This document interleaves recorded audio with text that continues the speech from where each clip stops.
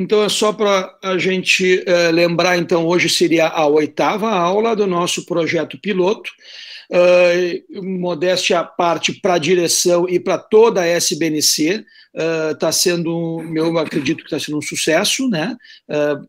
Ao redor de 800 visualizações já foram feitas, né? E também no nosso YouTube ali vocês veem a quantidade de visualizações, com certeza, cada vez mais, né?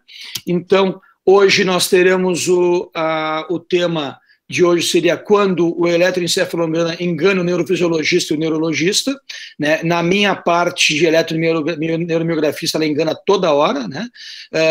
O Wagner vai nos falar, vai ser o nosso speaker, e o moderador, o Dr. Pedro Oliveira, certo?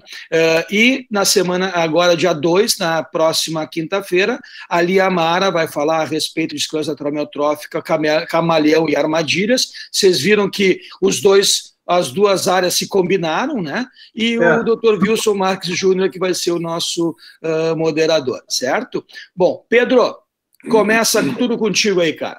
Perfeito, obrigado, Marrone. Primeiramente, queria agradecer a presença de todos participantes, agradecer ao Wagner por ter aceitado o convite. Eu acho que a maioria de vocês já conhece o Wagner. O Wagner é neurologista, neurofisiologista do Hospital de Barros, do Distrito Federal, onde ele também é preceptor da residência de Neurofisiologia Clínica e Neurologia, né? Presidiu a Liga Brasileira de Epilepsia, né, no período de 2008 a 2010, e dirige o Centro de Cirurgia de Epilepsia do Hospital Santa Luzia, aqui em Brasília. Então, com uma grande experiência, uma grande visão crítica da eletroencefalografia, eu resolvi convidá-lo para esse tema, que foi um tema bastante interessante, apresentado já no Congresso, e que teve a atração de todos. Wagner, muito obrigado pelo convite. Espero que todos gostem. Se quiser já compartilhar a sua apresentação. E aí, pessoal, como a gente tem feito, quem tiver algum comentário, perguntas, podem escrever pelo chat, ou ao final, eu vou transferindo ao Wagner, ou ao final pode ativar o áudio verbalmente, perguntar. A diretoria tem sugerido, né, a presidência tem sugerido, que vocês deixem o áudio desligado, o áudio e o vídeo, para não interferir na transmissão do sinal, ficando o áudio e o vídeo só do Wagner. Wagner, a palavra é sua. Entrou a tela, Pedro? Entrou. Entrou. Entrou? Tá bom. Isso, entrou. Eu gostaria inicialmente de agradecer, Pedro, o convite. É uma honra poder estar falando aqui para todos vocês.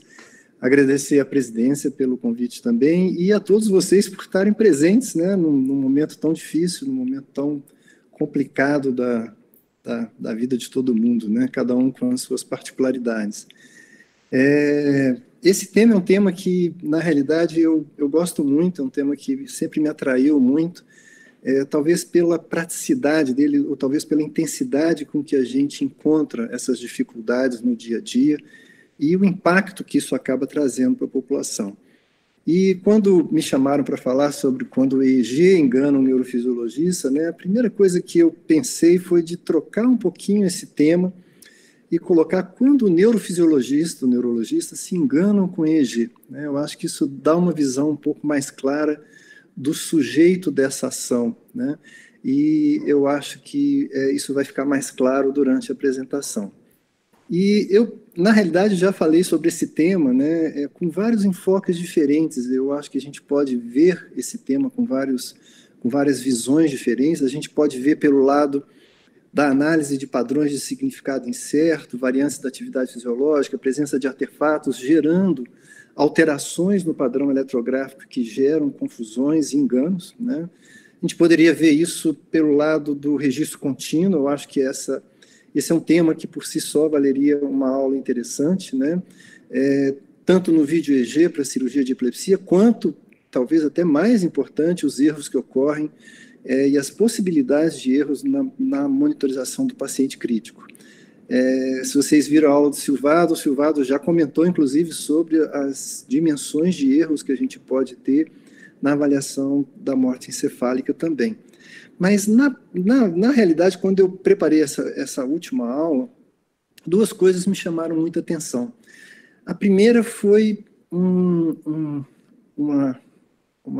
artigo do professor Ben Bardes, que foi publicado há poucos meses na Journal of Clinical Neurophysiology, e, na realidade, foi um fascículo inteiro dedicado ao tema da questão dos erros que ocorrem na interpretação do eletroencefalograma. E já na apresentação da revista, ele coloca uma frase muito forte, né? Ele coloca, na realidade, junto com o professor Kaplan, né, que o eletro de rotina talvez seja uma das investigações mais abusadas na medicina clínica e é inquestionavelmente responsável por uma grande quantidade de sofrimento humano. E ele termina falando, sim, o EEG pode ser ruim para você. Eu acho que essa frase é uma frase muito marcante, né? E que vem sendo, na realidade, essa história vem sendo construída há algum tempo. E na tentativa de resgatar como foi a construção dessa história, eu me deparei com o primeiro volume da Journal of Clinical Neurophysiology, onde o professor Jerome Engel, né, aqui eu estou apresentando a foto dele na sua versão 2015 para frente, eu diria, né? Não é na versão de 1984, mas nesse momento aqui, há mais de 35 anos, ele escreveu uma parte grande de um fascículo da Journal of Clinical Neurophysiology. Na realidade, praticamente um terço da revista foi dedicado ao tema de um guia prático para a abordagem do eletro, né? Do uso do eletro de rotina na epilepsia. E praticamente um terço desse artigo dele foi dedicado a esse tema importante que é evitando o diagnóstico inapropriado de epilepsia.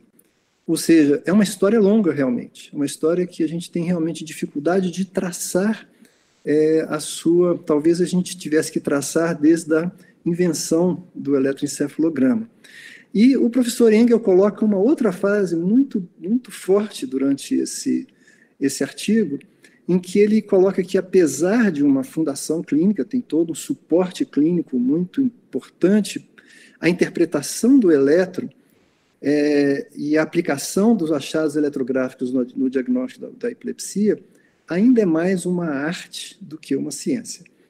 E eu acho essa frase muito incrível, porque, na realidade, eu sou absolutamente concordante com ela, né? Eu concordo absolutamente com ela, e esse mais uma arte do que uma ciência chama muita atenção e faz a gente pensar, né?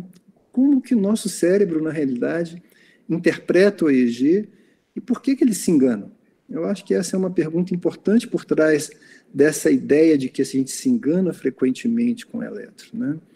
E esse processo, na realidade, que é o processo de avaliação diagnóstica em vários níveis da medicina, mas também na avaliação diagnóstica de um exame como o eletroencefalograma, a gente poderia dividir a nossa abordagem desse diagnóstico em duas frentes principais, né? Um sistema 1, que a gente usa cerebral, que é o sistema intuitivo, e um sistema 2, que é o sistema analítico.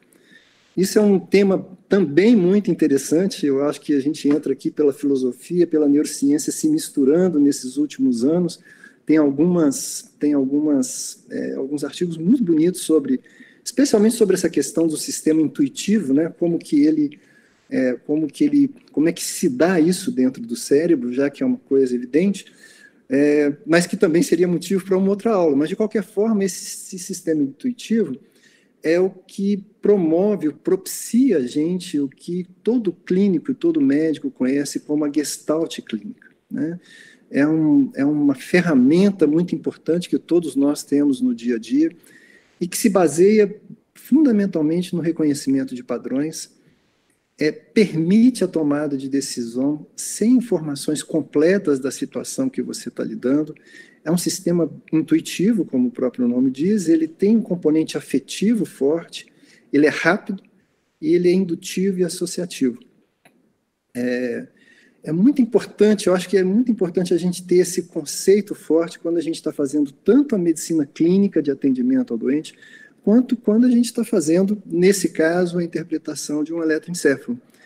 E é esse sistema intuitivo que permite, por exemplo, isso que vocês estão vendo, né? Isso que chama do xadrez rápido. Esse artigo é um artigo antigo, é um artigo de 84, onde um grupo de pesquisadores de Michigan, da Universidade de Michigan, analisou como que era a tomada de decisão desses profissionais do xadrez que tomam decisões num período máximo de 5 segundos por jogada. É o chamado speed chess.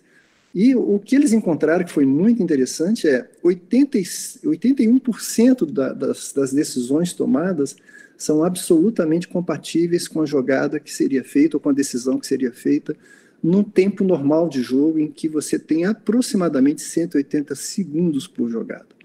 Ou seja, o cérebro é capaz de tomar decisões com base em informações que a gente não utiliza habitualmente no sistema analítico, como a gente vai ver em seguida. E, possivelmente, é esse sistema que permite a gente também ler um texto como esse, sem ter que, vamos dizer assim, se dedicar a decifrar letra por letra e como essas letras foram encaixadas aqui. O sistema analítico, por outro lado, ele é lento, é dedutivo, racional, baseado em regras claras, pouco envolvimento emocional e linear. Fundamental e tem que estar sendo usado o tempo inteiro em todo o processo de decisão. Mas é um sistema com uma aplicação diferente. E, na prática, em toda a nossa atividade, a gente vai estar dividindo aí entre esses dois sistemas, ora um pouco mais um, ora um pouco mais o outro. Uma situação interessante que a gente brincou recentemente aqui no grupo da neurofisiologia é quando você vai, por exemplo, identificar o número de quadrados numa figura como essa, né? Evidentemente, aqui você tem que usar o seu sistema analítico, pelo menos você não passa seus dias identificando quadrados, né, como jogando xadrez.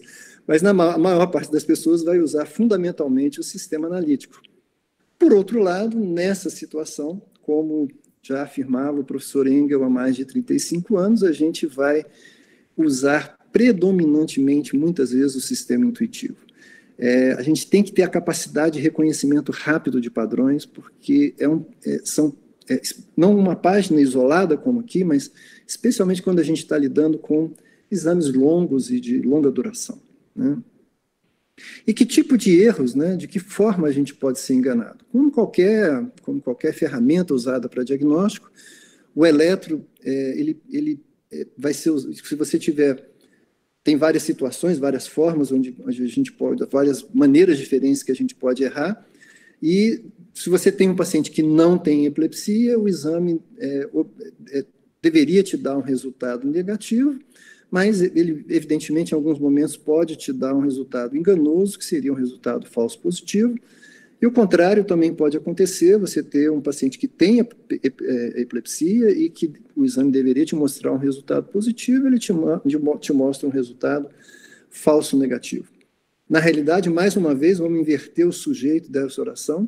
Na realidade, não é que o eletro te mostra um resultado falso negativo. Você está lendo o eletro, você está se enganando com um falso negativo. Evidente, na realidade, quanto menor o índice de falso positivo, mais específico o exame, quanto menor o índice de falso negativo, mais sensível, a gente está sempre nessa balança. Sendo que esse lado do falso positivo é o lado que mais preocupa. É esse o lado que causa maior dano à população e aos pacientes. Então, eu acho que é esse o lado que a gente vai, vamos dizer assim, ter mais atenção durante essa aula. E é isso que a gente já tinha lá no nosso primeiro volume do Journal of Clinical Neurophysiology. O próprio professor Engel falando que, em geral, muito mais problemas e muito mais lesão é causada pelo superdiagnóstico do que pelo subdiagnóstico da epilepsia. E aí nós vamos traçar um roteiro onde a gente vai correr um pouquinho sobre essa questão do falso positivo, discutindo um pouco a frequência, as causas e consequências, discutir um pouco sobre uma situação, nós não vamos aprofundar muito, de positivos verdadeiros, mas que não tem diagnóstico de epilepsia, e o falso negativo, e a gente, de repente, terminar com uma conclusão. Qual a frequência desse falso positivo? Na realidade, nós não temos essa resposta. Evidentemente, ela vai variar de acordo com o ambiente, de acordo com a pessoa que está lendo, de acordo com várias questões, mas nós temos algumas histórias que dão uma ideia para a gente disso.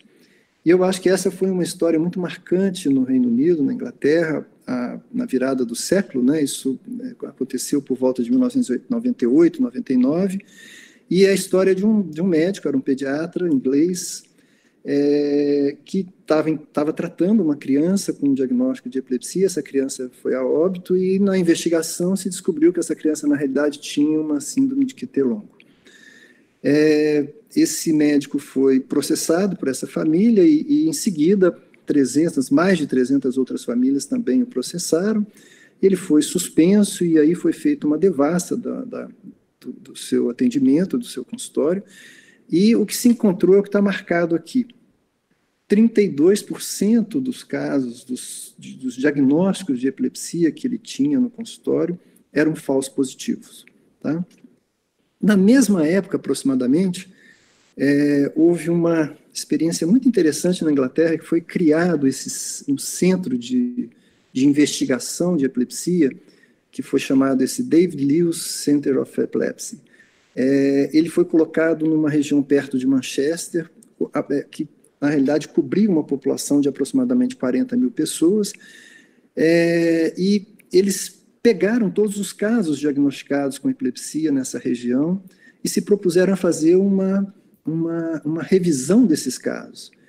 E nessa revisão eles encontraram um dado muito semelhante ao do nosso colega inglês também, né?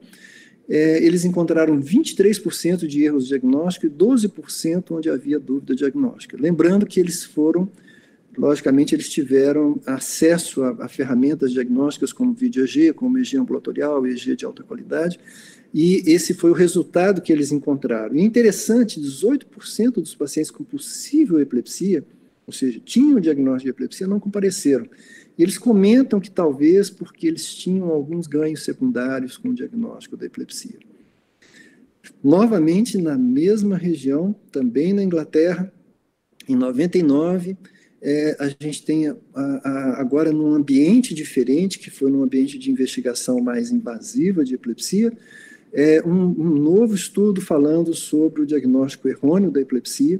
Foram pacientes encaminhados com epilepsia refratária em tratamento com fármacos antiepiléticos e eles encontraram novamente esse número em torno de 25% a 30% de erros diagnósticos. Tá?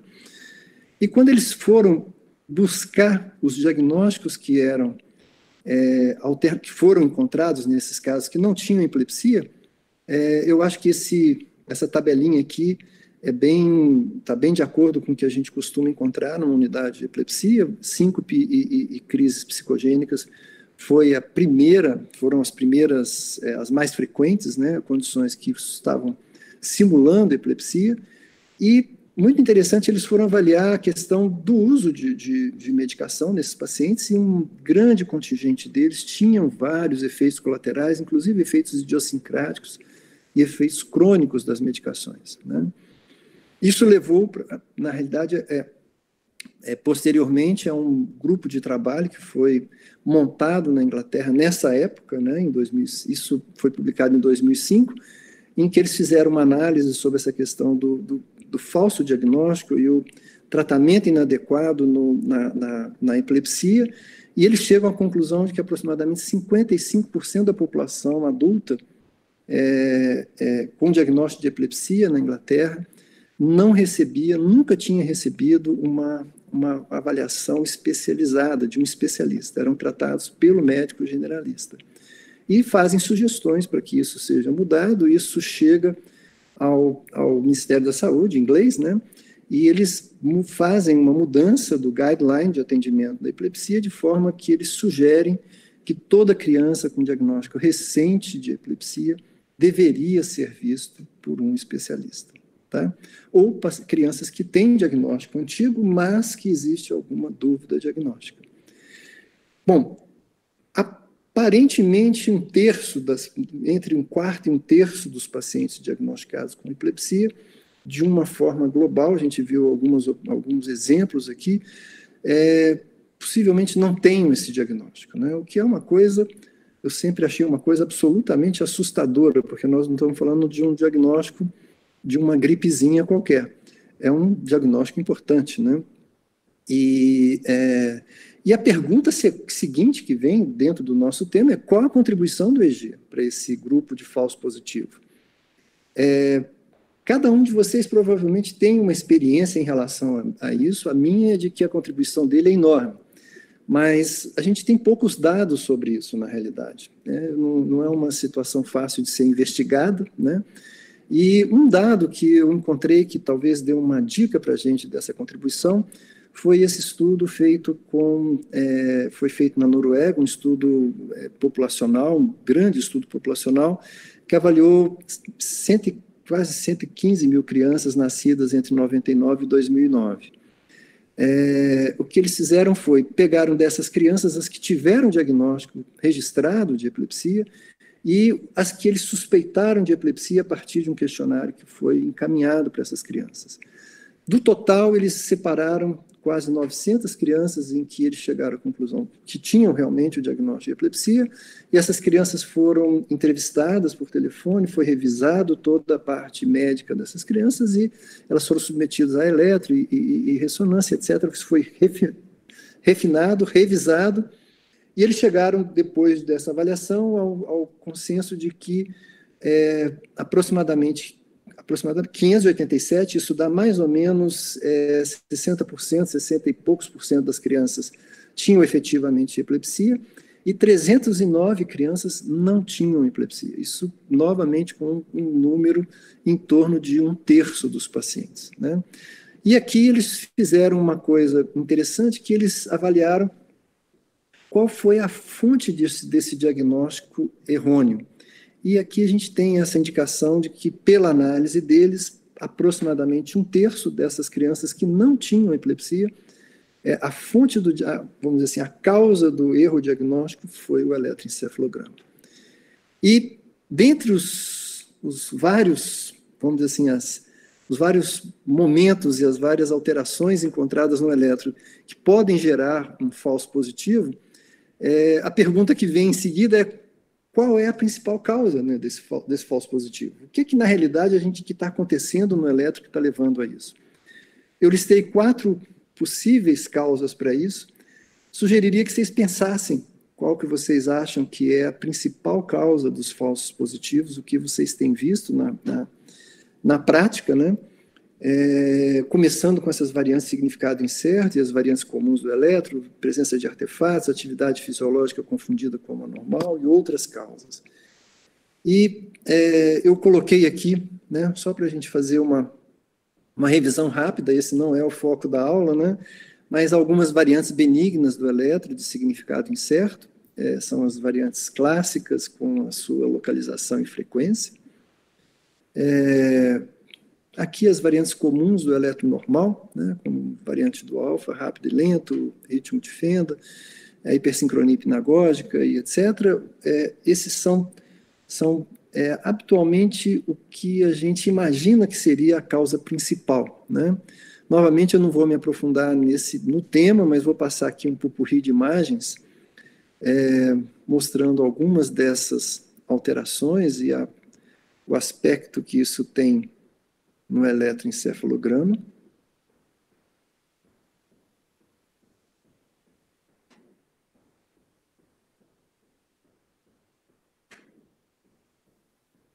Vocês veem que é um aspecto frequentemente agudizado, que pode realmente levar a alguma dificuldade diagnóstica.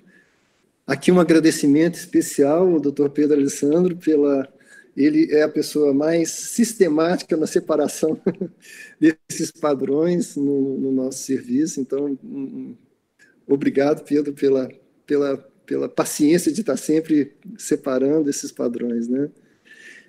E, novamente, eu não vou me detalhar em nenhum deles, mas nós tivemos aqui, mais uma vez, o Dr. Bembardes, né, como já a gente citou anteriormente.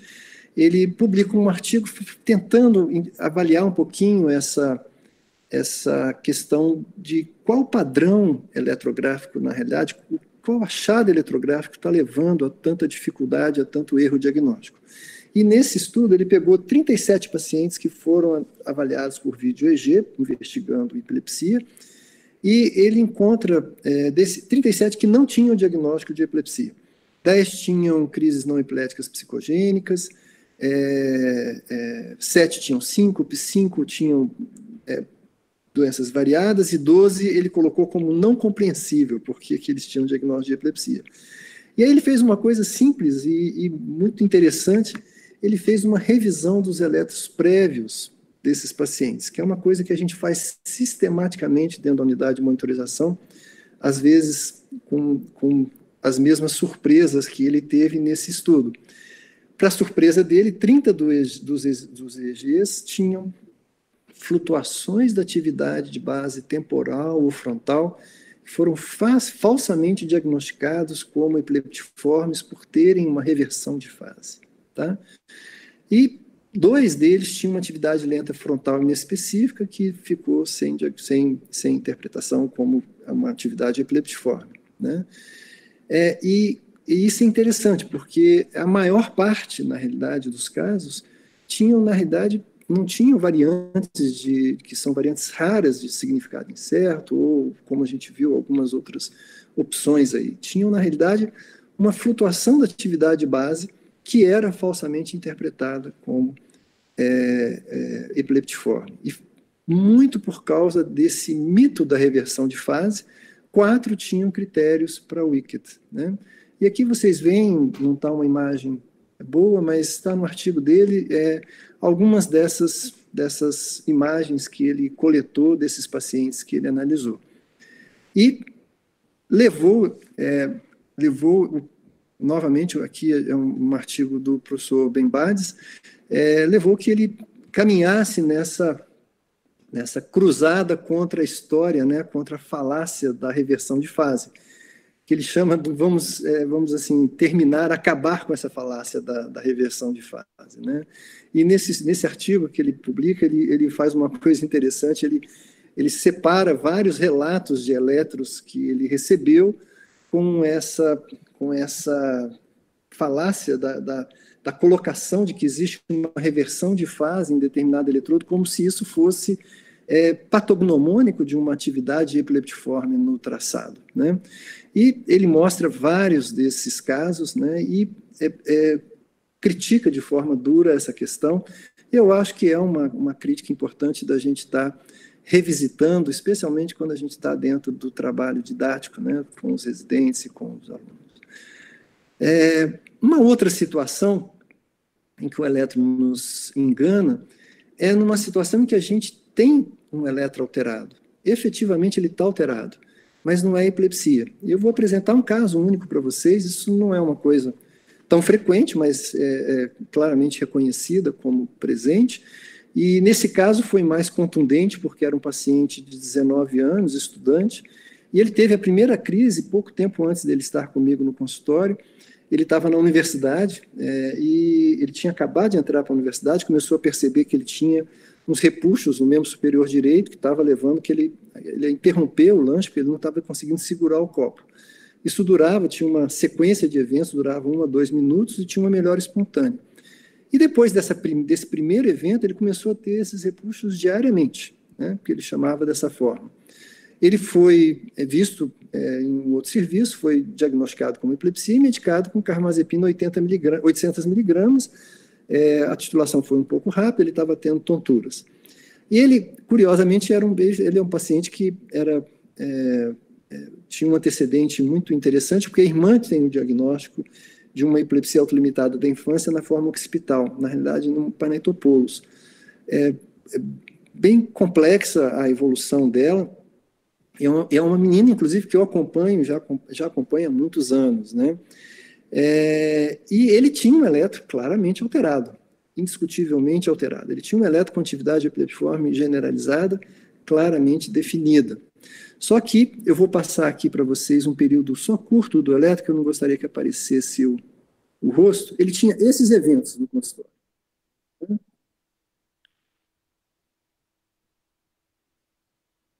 E eram eventos contínuos, Não se pareciam, claramente não se pareciam. Eu não vou continuar, que eu fiz alguns testes com ele, não se pareciam com crises, mas não estava descartado. Opa, desculpe. Deixa eu só voltar aqui. E aí nós levamos para fazer um vídeo EG meio tupiniquim aqui, né, porque estava muito simples, ele estava tendo os eventos, a gente desceu para um eletro de rotina, eu pedi para ele fazer alguns testes, e não havia nenhuma correlação entre esse movimento anormal bem bizarro em vários momentos, né, e a presença de atividade epileptiforme. Na realidade, ele tinha uma crise não epilética psicogênica, ele tem, né, ainda, com nuances de evolução, a medicação foi retirada e ele não teve nenhum momento evolução para uma que a gente tenha tido suspeita de uma crise epilética clara. Esse estudo foi publicado ano passado, foi uma revisão sistemática sobre a presença desses eletros alterados em pacientes que são parentes em primeiro grau de pacientes com epilepsia generalizada genética ou epilepsia rolândica, e o que eles encontram aqui é um EEG anormal nesse percentual de pacientes, na dependência da síndrome específica, mas, na realidade, um EEG específico, compatível com uma síndrome do familiar, é muito raro, menos de 5%. Tá? Muito bem, as consequências para o paciente de um diagnóstico errôneo são óbvias, né? O estigma do diagnóstico, o tratamento medicamentoso por períodos longos, efeitos colaterais, teratogenicidade. Essa questão da teratogenicidade é uma coisa dramática, né? Porque você vê um paciente que passou por essa situação em uso de uma medicação antipilética e não tinha epilepsia, realmente muito difícil. E limitações várias na qualidade de vida conhecidas da epilepsia. Além de nós termos algumas consequências também para os médicos, né? Aqui é um caso de um médico americano, que é um médico de Detroit, foi condenado a pagar 3 milhões para uma mulher por um diagnóstico errôneo de epilepsia. Na realidade, vários outros pacientes, várias centenas de outros pacientes também o acionaram por esse mesmo motivo, e ele foi acusado de estar, na realidade, fazendo uma fábrica de realização de EEGs, né? Sugestões para a gente evitar isso: treinamento adequado e exigência de capacitação para laudar. Da mesma forma que nós vimos lá na identificação de padrões para o xadrez, eu acho que o eletroencefalograma a gente tem que ter esse treinamento que eu costumo brincar que é o aprendizado do olho, né? Não é o aprendizado do cérebro, né? É um aprendizado que precisa ser longo e contínuo. Sempre ler o EEG cego para o quadro clínico, nunca ler a história, isso é muito importante, né? Procurar conscientemente ser mais específico que sensível na leitura. Quer dizer, já dizia o professor Engel, né, o superdiagnóstico é muito pior do que o subdiagnóstico. Sempre buscar uma explicação dentro da normalidade para um achado. Se você achar, fique com ela. Essa é a ideia. E muito cuidado com aqueles achados que só aparecem uma vez no traçado. E eu sempre costumo usar uma regra master, né, com os residentes, que é: só laude como anormal se você for capaz de imprimir aquela página que você achou anormal e apresentar no Congresso de Neurofisiologia Clínica, obviamente. Tá? E o falso negativo? Bom, esse também é um problema, aparentemente um problema importante, mas com menor repercussão, como a gente já viu. Estima-se que com um EEG a sensibilidade diagnóstica gira em torno de 30% a 50%, dois ou mais EEGs e EEG realizado com uma fase de sono, esse número subiria, a sensibilidade subiria para 80% a 85%. Ou seja, a gente tem a chance aí de ter entre 15% e 70% de falsos negativos. As consequências, principalmente a demora no diagnóstico, especialmente na epilepsia no idoso. E em registros ictais, um subdimensionamento da frequência de crises. Esse caso é um caso muito interessante de uma senhora, 67 anos, a gente viu há algum tempo aqui na unidade de epilepsia, ela iniciou os eventos dela há um ano da avaliação, tinha um antecedente rico, né, de um TCA na infância, CA de mama, CA de ovário, que foi operado e depois recidivado, um transtorno de ansiedade, 2 episódios prévios de TVP, fazia uso de anticoagulante, e ela tinha vários eletros anteriores normais. A gente tem aqui a descrição dela, da semiologia dos eventos, mas eu vou passar isso, eu vou só citar o que ela falava. Ela colocava que sentia uma coisa ruim, como se fosse desfalecer. É estranho e dura menos de 15 segundos, pode acontecer a qualquer hora. Ela negava escurecimento visual, sudorese, palpitação, palidez ou tremor, negava perda da perceptividade, não tinha relato de parada comportamental, movimentação automática, e podia ocorrer a qualquer hora do dia. E era muito curioso porque ela tinha isso em clusters, ela tinha vários por dia, por 2, 3 dias, e ficava às vezes 3, 4 meses sem ter os eventos, né? Nós ficamos com muita dúvida na avaliação clínica, essa paciente eu vi no consultório também, e planejamos de fazer um registro quando ela entrasse num desses clusters de crise, e deu certo, da gente encaixá-la para um registro, e ela foi, desculpe, eu esqueci de colocar, no pós-ictal, em algumas crises, ela tinha essa dificuldade para encontrar palavras que poderia durar por algumas horas.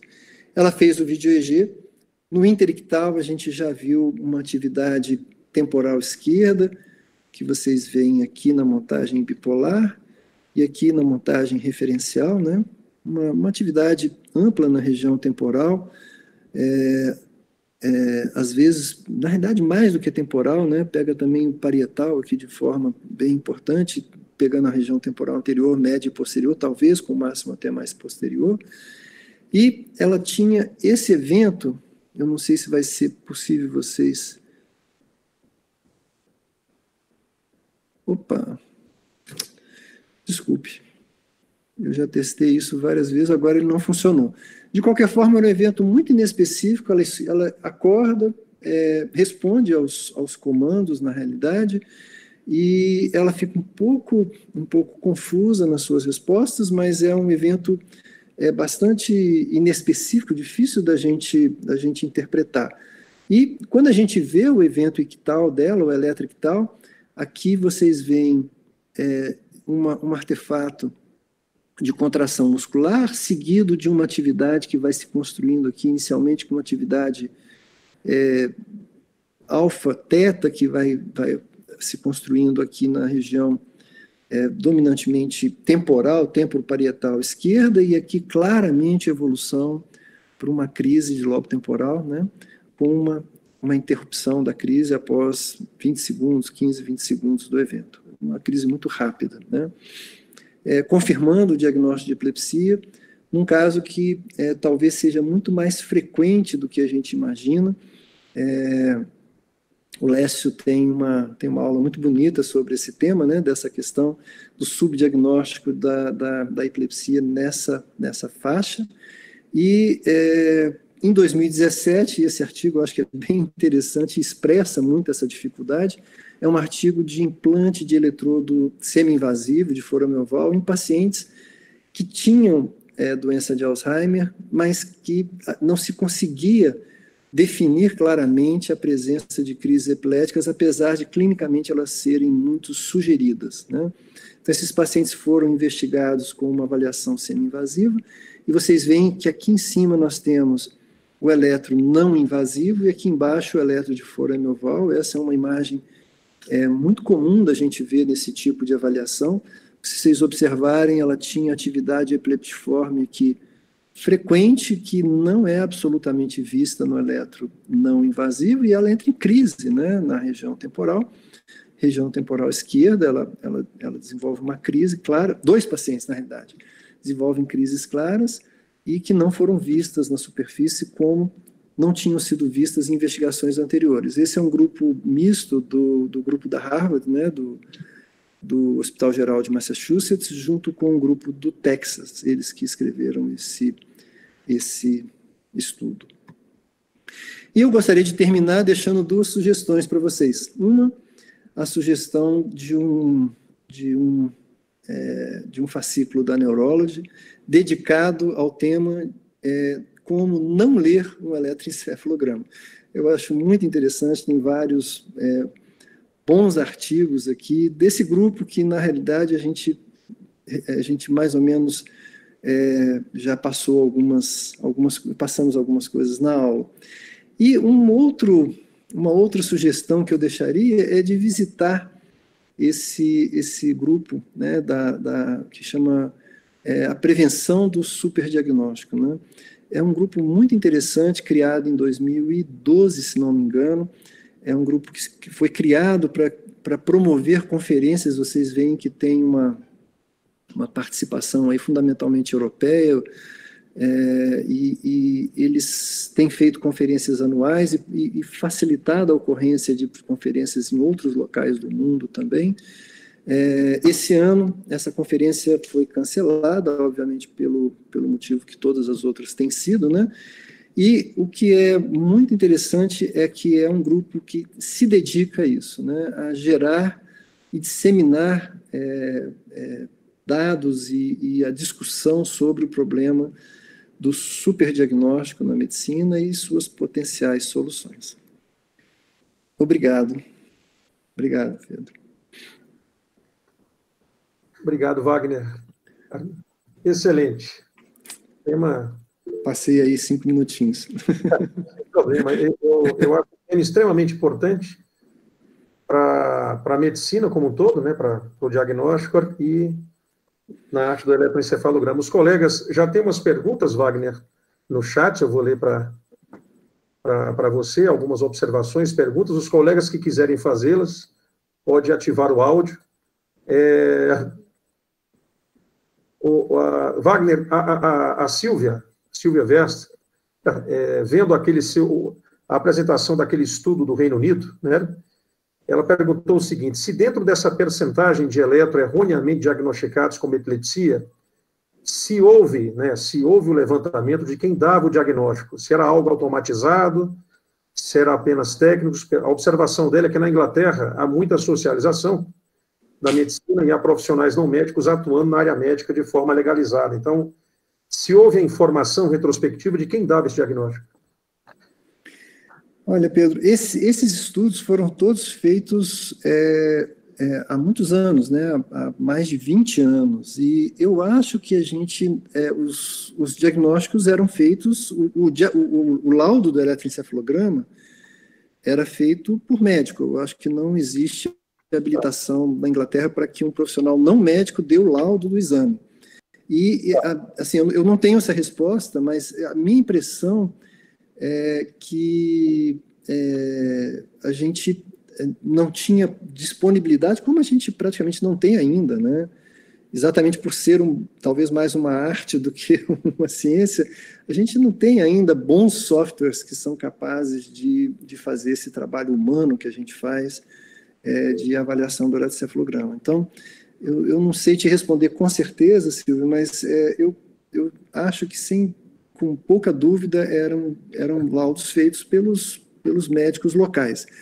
O que houve nessa época, que você vê que no caso daquele médico, o Dr. Holton, né, que foi publicado na British Medical Journal, lá, o caso e a situação, que foi processado, ele era um pediatra, ele não era um neuropediatra, e ele tinha a habilitação para laudar eletroencefalograma. Então, na realidade, esse é um problema que, sem dúvida, é um problema mundial, né? Wagner, várias pessoas elogiando a palestra, tá? Achando excelente.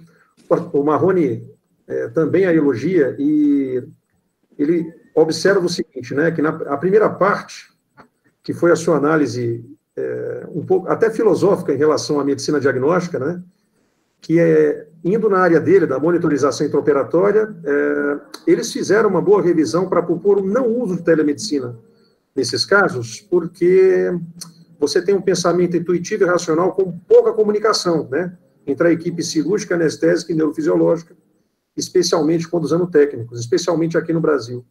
Então, é uma reflexão dentro da área neurofisiológica, do uso da telemedicina em relação a essa parte intuitiva que muitas vezes ela é fundamental, né, na sua capacidade diagnóstica. Agora, Wagner, assim, nós temos algumas, por exemplo, tem algumas observações, né? Essa coisa de não ver a história antes, a gente, para evitar um viés em relação ao diagnóstico, é uma coisa que eu faço há muito tempo, acredito que os colegas também fazem, né?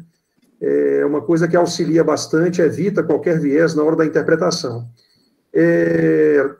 Uma coisa importante, a Miriam, inclusive, faz a colocação, a Miriam Guaranha, quanto à leitura cega para os dados clínicos, não haveria o benefício de se fazer a correlação, talvez, ao final do exame? Acho que é algo interessante, né? É algo que a gente faz, né? Não, sem dúvida, Silvia. É muito boa pergunta, assim, eu acho que não só é interessante, como necessário, né? Eu acho que é um jogo que você joga com você mesmo, né? A questão é você saber policiar o seu cérebro em relação ao nível de interferência que você vai ter na interpretação do exame. E é dificílimo de policiar o cérebro, né? Porque ele na realidade, tem um amigo meu que costuma dizer que nós somos seres muito perigosos, nosso cérebro é extremamente perigoso, né? Então, assim, eu acho que na hora de ler o exame é fundamental que você não saiba o diagnóstico, que você não saiba o que está sendo lido, né? Mas no momento seguinte, depois que você leu, sim, aí você pega o resultado, pega a avaliação clínica do paciente e faz uma correlação, né? Uma correlação clínico-eletrográfica. É exatamente como a gente faz, né, Pedro? E aí, isso mesmo. E aí, Wagner, entra, né, essa questão de fazer correlação final, entra numa situação, não foi frequente, mas já tem relatos em relação a isso, que é assim, tudo bem, você tem as interpretações errôneas dos grafo-elementos, mas você tem achados, você tem exames, e eu já vi, inclusive com resposta fotoparoxística, e aquela classe 4 de Waltz, em um paciente, olha, faz muito tempo isso, um exame com fins pré-admissionais para piloto de avião. Assim, uma situação, o que eu fiz, o que normalmente eu faço? Né? A maioria dos trabalhos, eles avaliam a variabilidade interobservador, né? Tem aquele índice kappa, né? Eu normalmente, assim, eu vou perguntar se você já passou por isso, mas, porque, veja, é uma situação diferente. É um falso positivo quando você quer dar um diagnóstico de epilepsia, mas você tem um grafo-elemento indubitável, né? E alguns colegas confirmaram, e eu fiz um estudo, claro que é o médico assistente que verá, né? Eu costumo pedir para outro colega ver de forma cega. Eu sempre faço isso. Uhum. Como você faria? Não sei se você já passou por essa situação.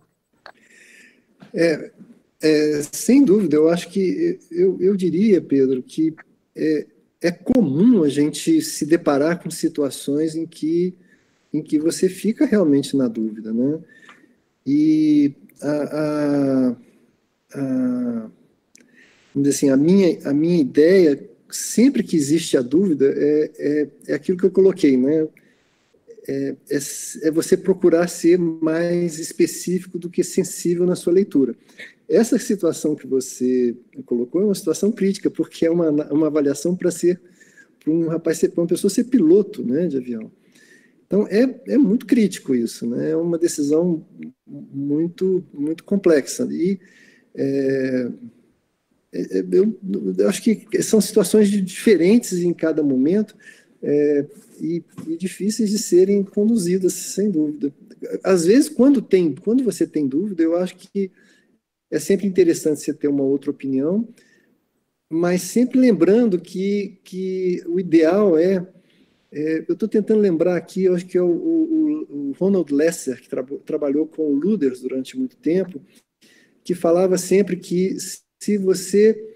Ele falava que era a regra dos 2 minutos. Eu não lembro se é ele exatamente, mas ele falava que se você, depois de 2 minutos, ainda consegue colocar em dúvida aquele achado que você está vendo, opte por ser conservador porque o achado não foi suficientemente convincente, né?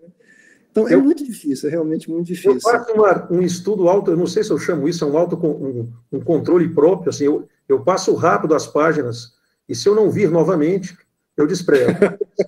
Assim, a opinião de outro colega, Foi uma situação que faz muito tempo. Uhum. Continuando aqui, Wagner, a Michele faz uma observação de um dos maiores desafios que a gente tem no diagnóstico, né? As epilepsias noturnas do lobo frontal foram, durante muito tempo, diagnosticadas em um percentual expressivo, né, como distonia paroxística noturna, por falta de alterações no EEG. Na descrição inicial do Lugarese, né? Então, Tassinara e Lugarese, por exemplo, sugerem que as manifestações são insuficientes, estereotipadas, são suficientes para o diagnóstico de epilepsia.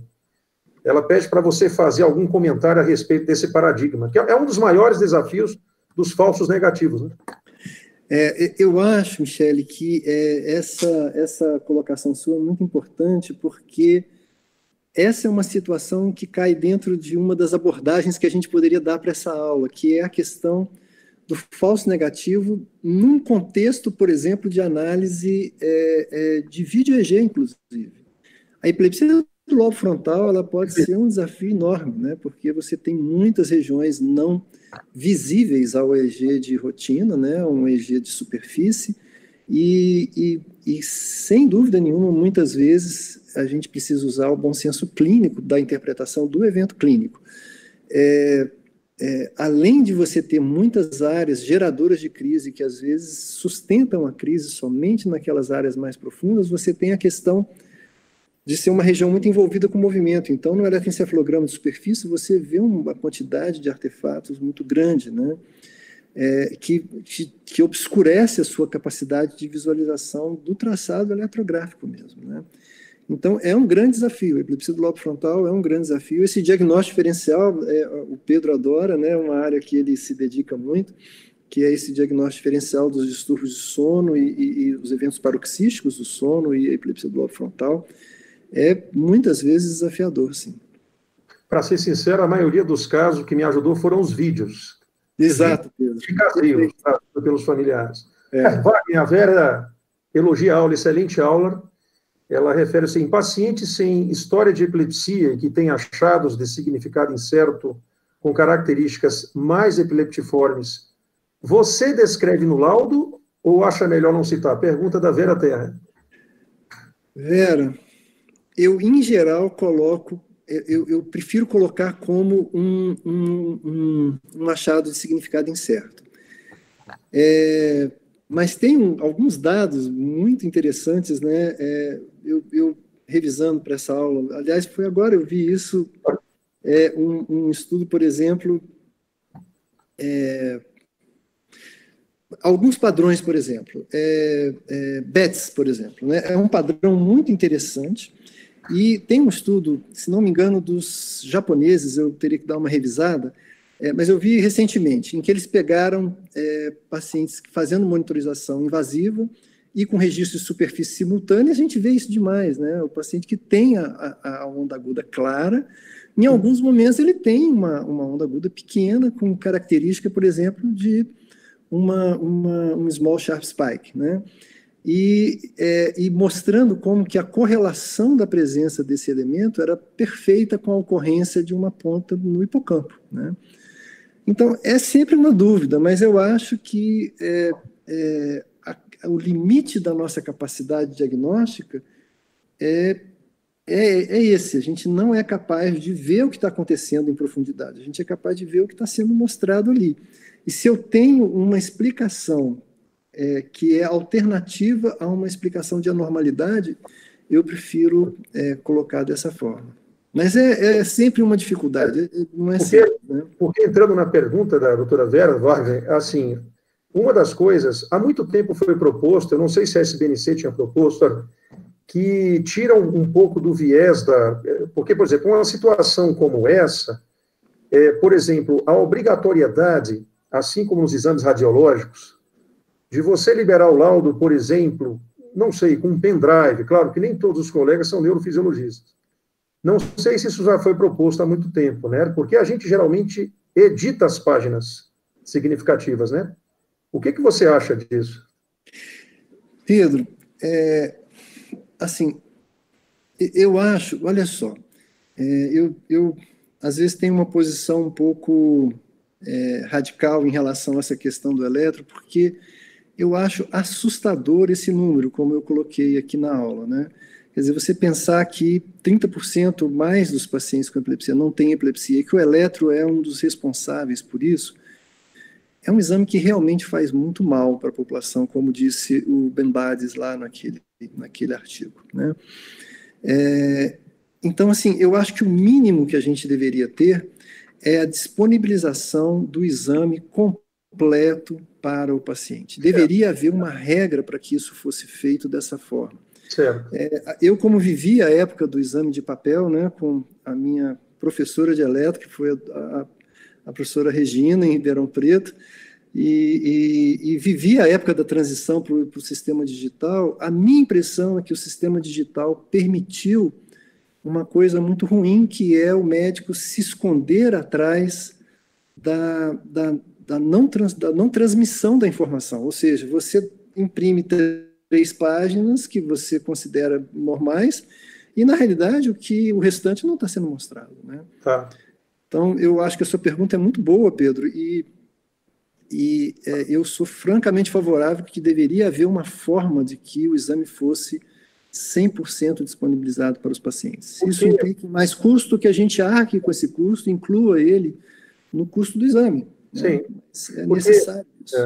Porque eu acho que a gente acaba tendo um viés de seleção, né, Wagner? Assim, claro que ficar cego em relação à história é importante, mas mesmo que inconscientemente ficamos de um viés de seleção. A gente, aquela página duvidosa, não vai liberar. Então, a pergunta da doutora Vera é uma situação que eu passo direto, né? Olha, tem os comentários interessantes. A Andréia falou o seguinte, em relação a exames pré-admissionais, né? Que é frequente exames, acho que é em BH, né, Andréia, para entrar no colégio militar, no ensino fundamental, eles pedem, e não raro há adolescentes com EG alterado, com história familiar de epilepsia generalizada genética, mas absolutamente assintomáticos. É só uma observação do que ocorre lá, né, com ela. E chamou a atenção, assim, na verdade, todos estão elogiando aquela parte inicial, né? Thinking Fast and Slow, de Kahneman, que há muitos anos a Andréia falou que ela menciona para os residentes a questão do ajuste fino, aquele ajuste voluntário e subjetivo entre sensibilidade e especificidade. Ela aplica também o que você colocou na aula. Eu acho que a gente tem que aplicar no nosso programa também. Vamos dizer assim, é uma opção que você tem que ter, na minha opinião, e eu discuto sempre isso com os residentes, que eu acho que essa é uma opção que você tem que, é uma decisão que você tem que tomar conscientemente, né, André? Muitas vezes, como na pergunta da Vera, né, muitas vezes você pode abrir mão um pouco da sua sensibilidade para você conseguir ser mais específico. Não tem como ser de outra forma, não dá para você ser muito sensível e muito específico. Isso não existe para nenhum método, não existe para nenhuma situação.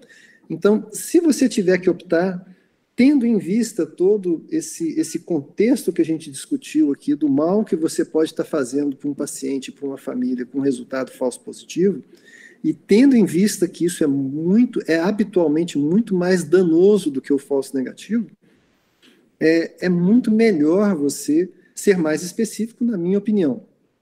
Agora, a gente tem que lembrar que tem uma coisa muito curiosa, né? Eu acho que deve ser a experiência de todos vocês, que quando você recebe um exame de um paciente que você tem uma história que classicamente você não precisa nem fazer um videogês, classicamente você já vê que não é epilepsia, o paciente vem com um diagnóstico de epilepsia por causa de um exame. Para você apagar esse resultado anormal, né, muito difícil. A força do laudo do exame é muito maior que a força da palavra do médico, né? Como é que você apaga isso? Né? Como é que você fala para o paciente que ele tem um eletro escrito que ele tem epilepsia, mas que ele não tem epilepsia? Né? É muito complexo isso, né? Sendo que um paciente que tem um resultado falso negativo, uma hora ele vai ter um positivo claro, né? Ele pode ter uma pontinha discreta no lobo temporal de uma epilepsia do lobo temporal, mas uma hora aquele achado vai ficar típico, né? Então, é difícil mesmo. Eu acho que, por isso que eu coloquei nas sugestões, eu acho que tem que ser uma decisão consciente. A cada exame que você vê, você tem que falar assim, não, eu estou privilegiando a especificidade à sensibilidade. Né?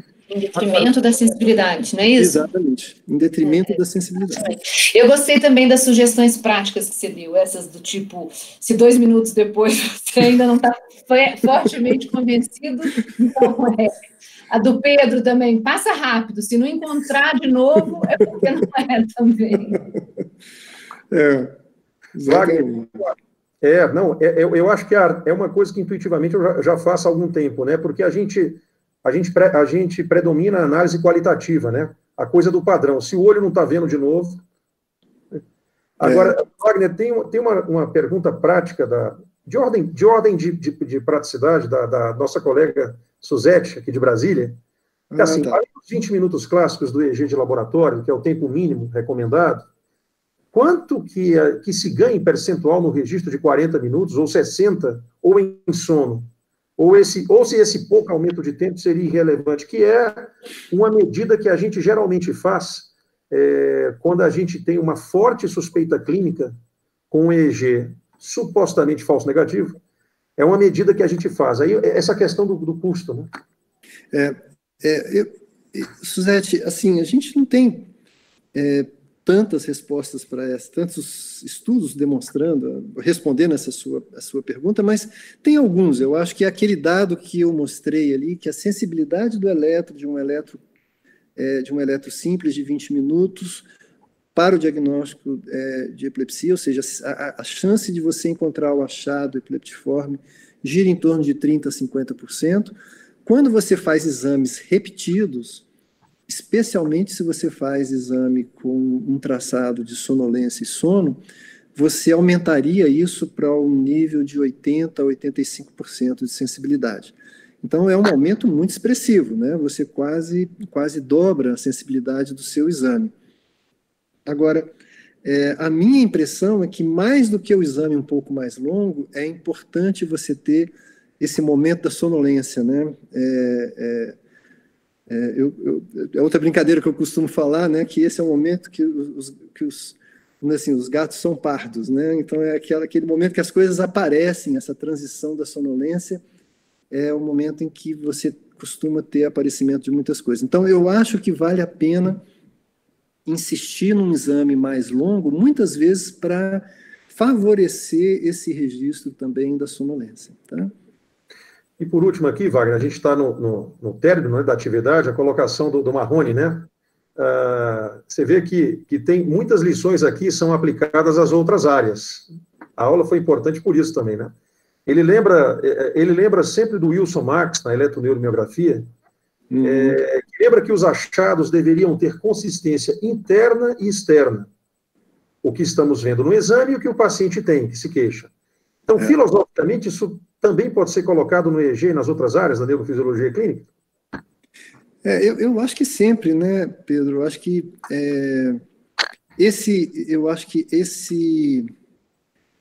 essa crítica e essa necessidade de uma consistência interna e externa é fundamental para o exame que a gente está vendo, mas é fundamental também, por exemplo, né, para a análise clínica que você fez, né? A sua análise clínica, dentro do contexto, tem que estar também consistentemente colocada. Eu tive a oportunidade de ler recentemente uma crítica, uma análise do professor Palmini, de Porto Alegre, que foi publicado na Epilepsia, sobre a questão da classificação de crises epiléticas e a importância de uma classificação que favoreça esse processo diagnóstico, né? E isso é fundamental. Eu acho que essa consistência dos dados, né, da leitura do seu exame com o quadro clínico do paciente é o básico, né? Porque todas essas variantes que a gente discutiu aqui na aula são possíveis em todos os momentos, né?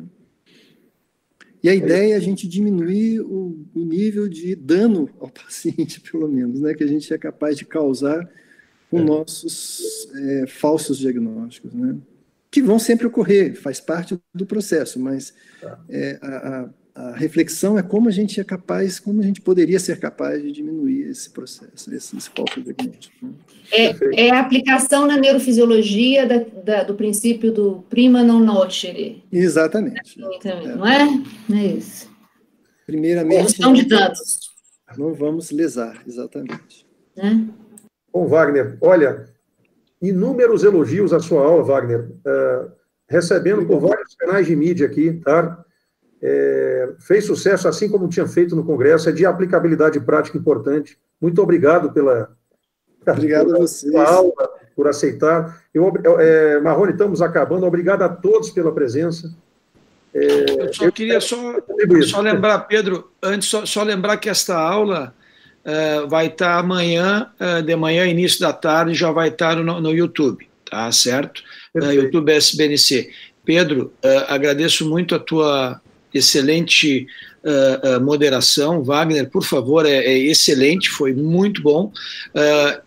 Como a Andrea falou, que nós trabalhávamos mais ou menos juntos lá em Porto Alegre, quando ela estava lá, eu vi aquelas cobrinhas, não entendi e continuo não entendendo nada, mas essa tua colocação filosófica fecha completamente para tudo, né? É que nem vocês falaram dos 2 minutos. Eu me lembro quando entra um paciente, eu levo 5 minutos, eu não sei o que o cara tem, eu puxa a vida, agora eu vou ter que estudar, né? Ou mandar para um cara melhor, né? Desculpa, Pedro, desculpa ter te interrompido, por favor. Não, quero agradecer a todos pela presença. Teremos temas fascinantes pela frente na eletroencefalografia. Alguns aí já programados, né, Andréa? O Luiz Otávio também está com o tema preparando. Eu agradeço a presença de todos. Wagner, boa noite a todos. Boa noite a todos. Boa noite. Obrigado, Pedro. Desejo um bom descanso. Boa noite. A todos. Boa noite, até quinta-feira. Boa noite, até quinta-feira. Saúde para tchau. Muito bom, continua, muito bom. Até mais, gente. Tchau. Boa noite. Boa noite. Tchau, gente.